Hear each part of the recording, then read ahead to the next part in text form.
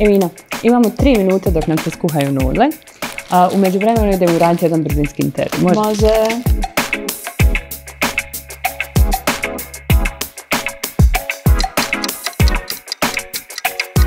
Tvoj guilty pleasure snack? Sladoled, tofifi, kumene bombone, tortilla chips. Ima i dosta još, ali neću više da ne pretjeramo. Dobro, a koliko fini mini nudli pakovanja možeš pojesti odjednom? Pa vjerovatno 2, mislim uvijek pojedem 2, ali možda mogu i pojesti više. Ne znam, moram probati. A začine da li stavljaš prije kuhanja ili nakon? Pa pola da izbalansiram, da ne budu ni preljute, ani blend. Najviše vremena dnevno trošiš na šta?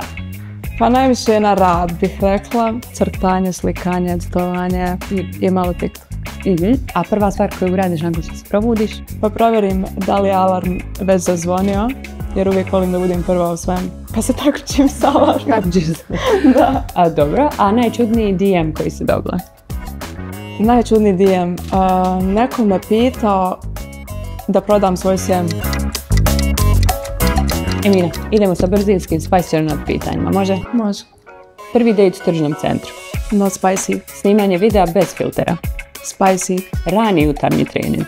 Not spicy. Nudle kao užina. Spicy. Kroksice plus čarap. Spicy. Objaviti sve iz privatnog života online. Not spicy. Povratak skinny farmerica. Not spicy. Emina, imamo jedan test, nudle kao test osobnosti. Ako bi bila nudla, bila bi pod A. Klasična instant nudla, jednostavna ali pouzdana. Ramen sa 100 dodataka, malo haotična ali zanimljiva i slojevita. I pod C, minimalistička nudla. Čist vibe, malo začina ali full zen. Definitivno B, sam čula haotična i sa puno čilija i onda je kao čili. Za 3 minute, dobre nudle i dobar razgovor.